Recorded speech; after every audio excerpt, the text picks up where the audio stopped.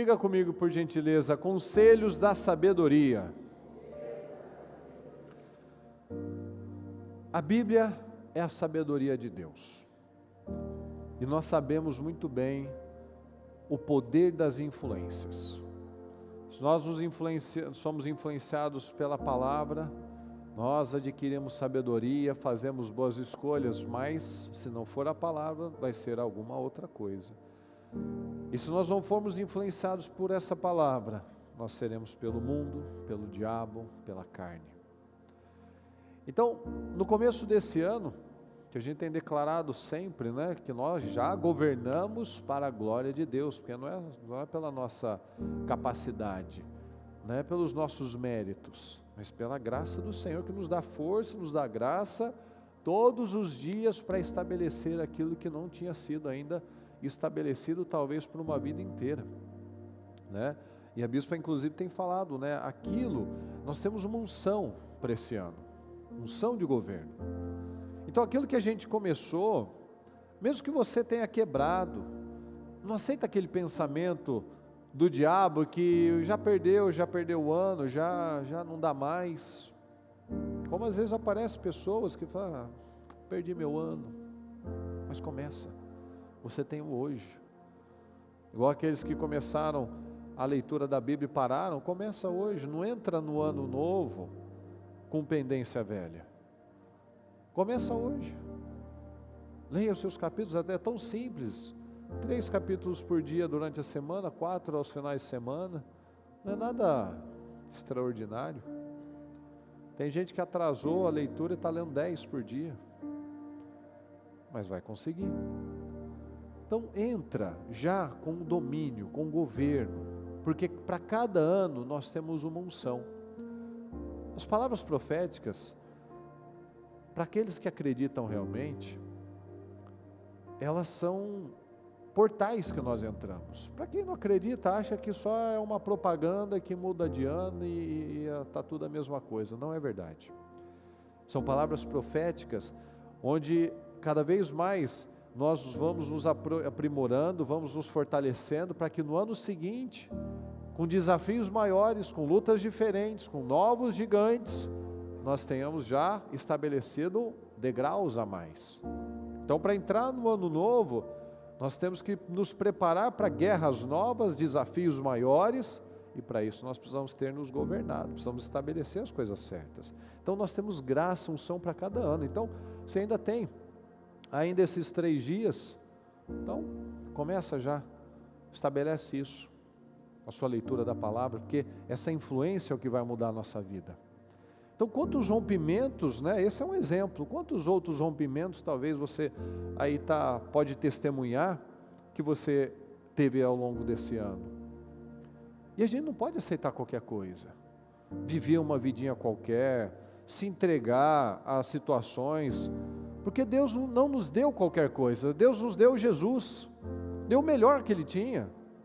Então isso mostra que nós temos muito valor para Deus. Pode ser que a gente tenha acreditado uma vida inteira que a gente nem valia muita coisa, não era muito importante, não era muito legal, muito inteligente, muito agradável, a gente foi achando que ele não tinha muito valor, mas nós temos muito valor.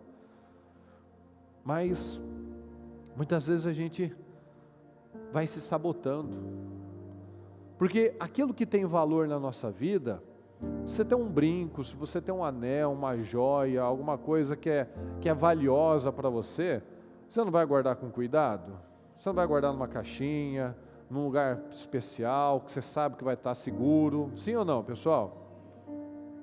Então, quando nós encontramos esse valor, nós não nos damos qualquer coisa, Ele não faz qualquer coisa com a gente, Ele não fica aceitando qualquer coisa, uma vidinha qualquer. Porque o Senhor acredita em nós, nós temos potencial, mas a gente precisa crer nisso. Então quais são as suas metas familiares? Quais são os seus alvos, né? Os alvos na área familiar, por exemplo. A gente precisa para tudo na vida a gente precisa ter alvo, precisa ter metas. E a gente precisa sempre voltar lá, revisitar, não é à toa que a gente faz os projetos de conquistas com detalhes, com fotografias, estimula a fazer o painel, botar no quarto, botar na parede, botar no celular, porque a gente tem que voltar lá e revisitar, e analisar o quanto que nós temos crescido, desenvolvido em cada uma daquelas áreas. Como é que eu tenho crescido como marido, como esposa, como é que eu tenho agido no meu dia a dia, como é que nós vamos reduzir, isso é muito importante, como é que nós vamos reduzir esses conflitos repetitivos? Por que está tendo conflito repetitivo? Quem que não está cedendo? Qual que é a ignorância? Qual que é a atitude que tem desencadeado toda vez aquele gatilho? Como que você imagina o seu lar, a sua casa? Como é que você enxerga seus filhos? Como que você enxerga os seus finais de semana, os seus feriados? Então, para isso a gente tem que ter alvos, metas. Não, eu não quero mais esse padrão. Eu quero os meus finais de semana de paz, agradáveis, não todo mundo num canto, brigados. Eu não aceito toda vez que vai ter alguma coisa, um passeio, alguma coisa, tem que ter uma discussão. Não aceito isso, eu vou quebrar esse padrão. Então nós precisamos de consciência. Fala consciência. Porque a bispa falou já, sem consciência não tem mudança. Fala, sem consciência não tem mudança. Se eu não tenho consciência, como é que eu vou lutar? Como é que eu vou mudar? Porque, fala comigo, se eu creio errado, eu vivo errado. De novo, se eu creio errado, eu vivo errado. Porque eu sou o resultado das minhas crenças. Se eu acredito nas mentiras, eu vou continuar vivendo com base nessas mentiras. Então Deus faz o impossível. A palavra já é muito clara nisso. Nada é impossível para Deus. Então, aquilo que é possível cabe a quem, pessoal? A Deus? Não, a mim. Então, Deus me dá cura, mas Ele não vai me dar, fala comigo, saúde. Eu cuido da minha saúde, não é verdade? Deus me dá uma cura, mas quem tem que fazer a manutenção? Não sou eu, não é você? Então, nós precisamos ter essa consciência. Deus me ajuda até a me dar roupa, mas Ele não vai me vestir.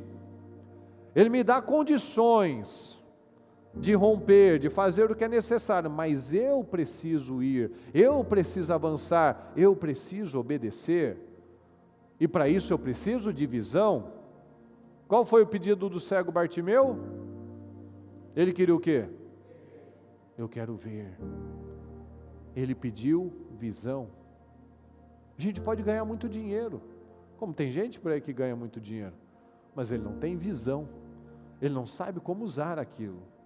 Então a gente pode casar, pode pedir, Senhor, eu quero casar, mas você não tem sabedoria para lidar com o casamento. Então, no topo das nossas ambições, aquilo que a gente tem mais que pedir sempre, isso tem que estar muito claro, é a vida espiritual, é buscar por sabedoria. Sabedoria é essencial, porque é a sabedoria que vai me ajudar a conduzir todas as áreas da minha vida, porque sem ela nada vai fluir.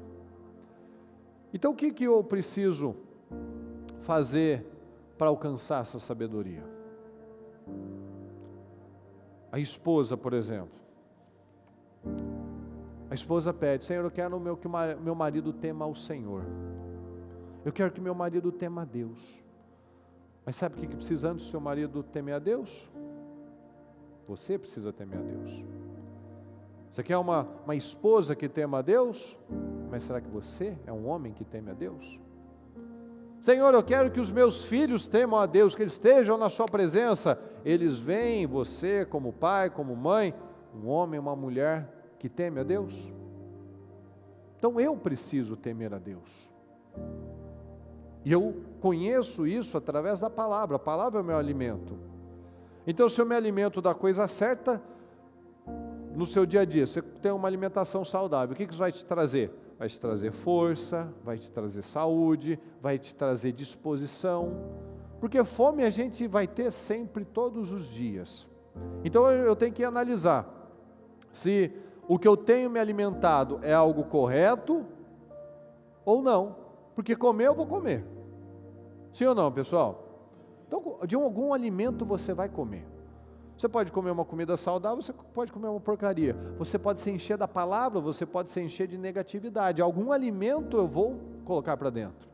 Então, tanto a minha saúde física quanto a minha saúde espiritual estão sendo definidas pelo alimento que eu coloco aqui para dentro.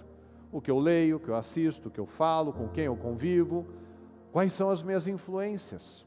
Então, são alimentos espirituais. Eu sempre vou comer, a fome sempre vai existir. Só que o que eu estou botando para dentro? É uma porcaria ou é algo bom?